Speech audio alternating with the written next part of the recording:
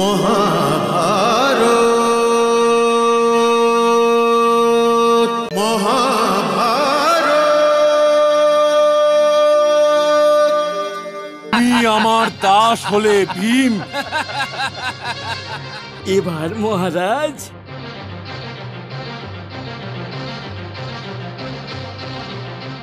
এবার আমি নিজেই নিজেকে বাজি রাখছি। মহারাজ যুধিষ্ঠির বাজিতে। ভাগ্নে দুর্যোধন, যদি তুমি চক্রবর্তী সম্রাট যুধিষ্ঠিরকে জিতে নাও তবে সারা বিশ্ব তোমার মুঠোর মধ্যে। আমার সেনাকে তো এই দানটা জিততেই হবে। মামাশ্রী, এই দানটা আমার চাই মামাশ্রী। অবশ্যই ভাগ্নে। এবার আমার নয়ের প্রয়োজন আছে।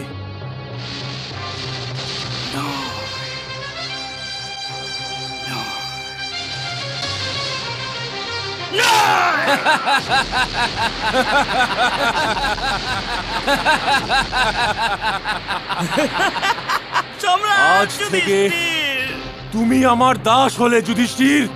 তুমি আমার দাস। সাব্বাস আমার সেনা।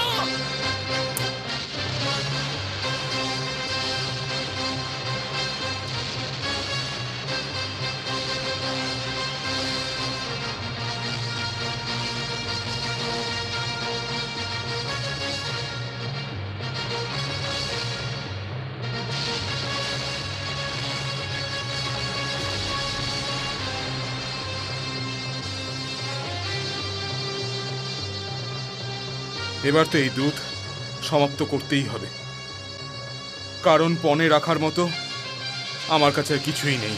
নেই কি বলছেন মহারাজ? ওই অহংকারী, ওই মৃগনয়নী দ্রৌপদী যে আছে আপনার কাছে।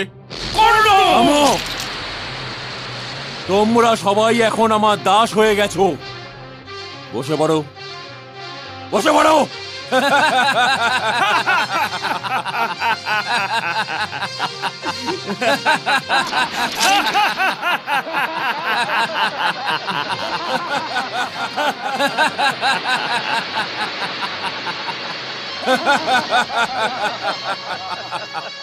আমার দাস। মহারাজ, এই রাজসভাতে আপনার পুত্রবধূর নাম এমন অসম্মানের সঙ্গে নেওয়া হলো, আর আপনি সেটা শুনেও চুপ করে আছেন।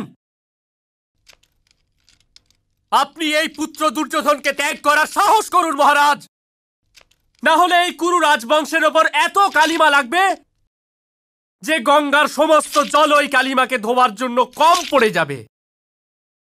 এই বিনাশকারী কুটিল কালো কাককে রাজবংশের আঙিনা থেকে সরিয়ে দিন মহারাজ, আর ময়ূরদের আমন্ত্রিত করুন যাতে ওরা আসে আর এই রাজবংশকে আবার মান সম্মানের যোগ্য বানিয়ে দেয়।